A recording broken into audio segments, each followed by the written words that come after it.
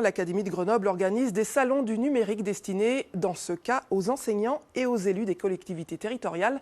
Exemple à Bonneville, en Haute-Savoie. Reportage aujourd'hui de Xavier Schmitt et Ariane Combe.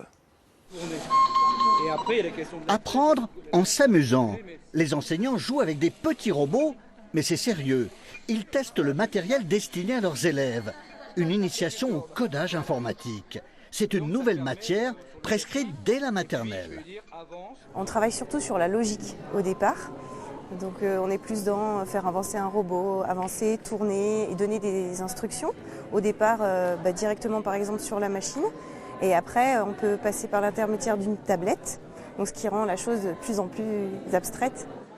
Programmation, grammaire, langue anglaise, une douzaine d'ateliers animés par des professeurs pour des professeurs.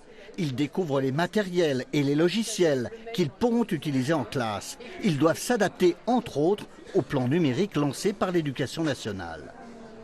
Aujourd'hui, on est dans une étape de généralisation des usages du numérique, généralisation progressive, avec dès le CM1, mais également au collège, dans le cadre de la réforme du collège, l'apprentissage de l'algorithmique, la découverte de la programmation informatique et l'apprentissage de la culture numérique. Les fabricants de matériel sont de la partie. Ils exposent des innovations comme le tableau interactif.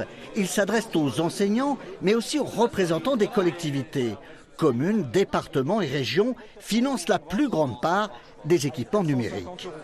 Pour l'instant, c'est à charge des communes. Donc l'État, l'Éducation nationale forme les enseignants, nous accompagne sur le plan manuel scolaire, sur le plan formation des enseignants, mais sur le plan technique, c'est tout à la charge des communes. Même la Marelle a été revue et corrigée version numérique.